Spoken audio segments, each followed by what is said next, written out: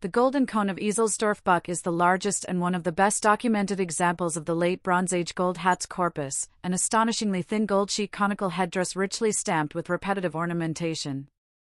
Made from a single beaten sheet and decorated with dozens of distinct punches and rotary stamps, the object provides direct evidence for extraordinary metallurgical skill, highly organized decorative systems, and possibly specialist knowledge of astronomical/calendrical sequences. Discovered in 1953 near Etzelsdorf in Bavaria, Germany, the Etzelsdorf cone stands at about 88 centimeters reconstructed height and represents one of only 4 extant conical gold hats in Europe. Its scale, degree of finish and rarity mark it as a high-status cult object or regalia associated with elites in the later Bronze Age. Beyond display value, the object has been proposed to encode a lunisolar calendrical system that, if true, would reveal formal timekeeping knowledge among Central European elites about 1000 to 900 BC. The cone is conserved and displayed in the Germanisches National Museum, where curators have documented manufacture and exhibition history.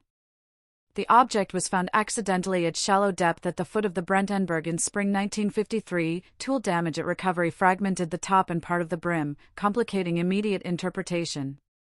Reconstructive conservation in later decades allowed the cone's full ornament scheme to be read. Unlike some Bronze Age hoards with secure stratigraphy, the Etzelsdorf find was near surface and disturbed, so contextual inferences, ritual cache versus deposited regalia, rely on comparative distributional patterns of the other cones and on typological parallels rather than on a precise stratigraphic record.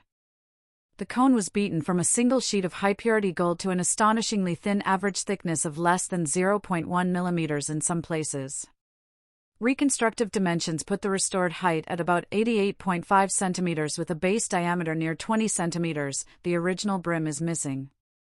The surface is subdivided into 154 horizontal bands and symbol rows composed by a limited toolkit of punches, cone-like stamps and several cylindrical rolling stamps.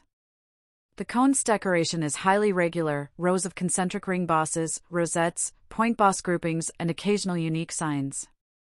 Wilfried Mengen and subsequent analysts argued, most forcefully on the Berlin cone, that counts and repeat lengths of motif units can be read as arithmetical series corresponding to lunar months and intercalation cycles. Proponents suggest the band structure functions as a portable lunisolar table.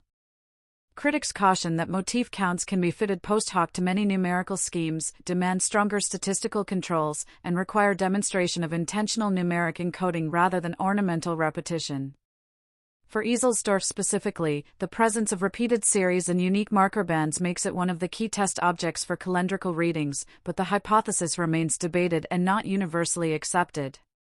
2 functional models dominate: 1, ceremonial headdress or priestly regalia, worn over an inner cap and visually marking a ritual specialist in solar/seasonal rites, and 2, mnemonic/calendrical device used by an elite specialist to compute or present lunisolar cycles.